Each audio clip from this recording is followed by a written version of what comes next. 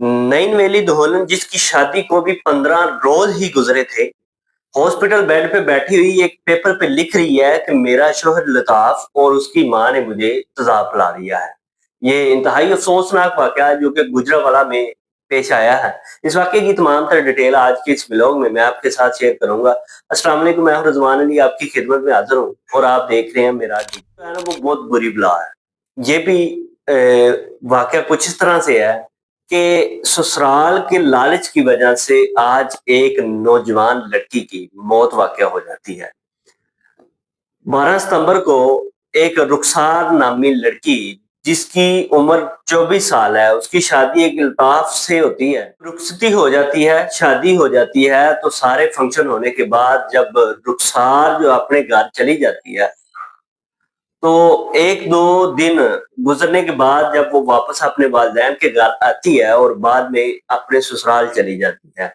होता कुछ यूँ है कि बातों-बातों से बातें निकलना शुरू होती हैं, तो बातों में से अल्ताफ की जो माँ होती है ना, वो उसको कहती है कि बेटा आप के खानदान में ये रस्म नहीं है कि आपने दूल्हे के घर वालों को कपड़े देने हैं। ये जो बात है ना रुखसार को बुरी लगती है, वो अपने वालिद को फ़ोन करके ये कहती है कि मेरे ससुरालियों ने ये बात की है। अब उसका वालिद कहता है कोई बात नहीं बेटा, इस तरह की बातें छोटी-मोटी होती रहती हैं, आपने अपना घर चलाना। इससे रुखसार जो है हौसले में आ जाती है और आराम से बैठ जाती है और किसी को कुछ भी नहीं कहती। लेकिन ये बदबख्त शख्स अल्ताफ जिसने इस लालच की बिना पर इंतहा कर दी कि उसने उसकी जान 10-12 रोज गुजरने के बाद जब अल्ताफ अपने साले को कॉल करता है और कहता है कि रुखसार की तबीयत बहुत खराब है, आप ऐसा करें हॉस्पिटल में आ जाएं। रुखसार का जो भाई होता है वो फौरन हॉस्पिटल पहुंचता है, जो कि सिविल हॉस्पिटल होता है, और बाद में जब वो पहुंचता है और देखता क्या है, उसकी तबीयत इतनी खराब है कि वो बोल भी नहीं सकती।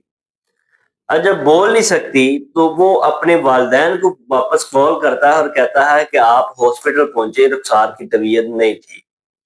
अब जब अल्ताफ ने जब भाई को बताया कि उसकी तबीयत नहीं ठीक, तो वो कहता है उसके पेट में दर्द है। अब जब वो बोल नहीं सकती, उसने तेज़ाब पिया हुआ है। डॉक्टर कहते हैं इसने तेज़ाब पिया हुआ है। अब तेज़ाब जो पिया हुआ है वो किसने पिलाया? का भाई जब हॉस्पिटल पहुँचता है, देखता क्या है उसकी बहन जो है वो बेड के ऊपर लेटी हुई है। अब वो बोल नहीं सकती। डॉक्टर कहते हैं जी इसने तेज़ाब पिया हुआ है। जब ये बात सुनते ही अल्ताफ की तरफ उसका भाई देखता है और उसको कहता है कि सच-सच बताओ आपने इसके साथ किया क्या है? अब जब सारा माजरा देखने के बाद वो अपने वालिदैन को कॉल करता है, वालिदैन भी वहाँ पे पहुँच जाते हैं। बोल तो वो सकती नहीं थी क्योंकि उसने तेज़ाब जो पिया हुआ था उसकी वजह से उसकी ज़ुबान और अंदरूनी जो एज़ा थे वो गल-सड़ गए थे, जिस वजह से वो बोल नहीं सकती थी और चंद ही लम्हे जो उसके पास बचे थे, जो कि वो अपनी ज़िंदगी गुज़ार रही थी, तो उसके भाई ने उसको एक पेपर और पेन दिया कि हमें लिख के बता दो बेटा कि ये आपके साथ क्या हुआ है। अब वो पढ़ी-लिखी थी, हाफ़िज़े कुरान, बच्चों को वो कुरानी तालीम भी पढ़ाती रही और जब वो अपने वालिदैन के घर थी, 100 से ज़्यादा बच्चे उसके जो शागिर्द थे, जो हाफ़िज़े कुरान थे।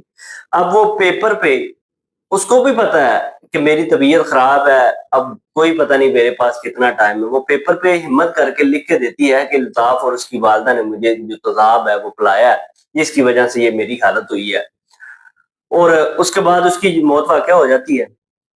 ये इंतहाई अफ़सोसनाक वाक़या जो कि गुजरांवाला की हदूद में पेश आता है, उसी टाइम जो अल्ताफ़ होता है उसको तो गिरफ्तार कर लिया जाता है और उसकी वालिदा को गिरफ्तार करने के लिए पुलिस जब छापा मारती है तो पता ये चलता है कि वो वहाँ से गायब हो चुकी है। पुलिस वाले अल्ताफ़ को गिरफ्तार करते हैं, तो पता ये चलता है कि हमारे घर झगड़ा किस बात से हुआ था। झगड़ा इस बात से हुआ था, रस्म होती है जो कि लड़की वाले लड़के के घर वालों को कपड़े देते हैं, जो कि वो कम लेके आई थी। वो सिर्फ़ घर वालों के लिए लेके आई थी और ख़ानदान के लिए नहीं लेके आई थी। बस इस बात से झगड़ा होता है और इसका बदला वो अल्ताफ़ जो है उसकी वालिदा जो है, ये तेज़ाब पिला के उससे लेते हैं।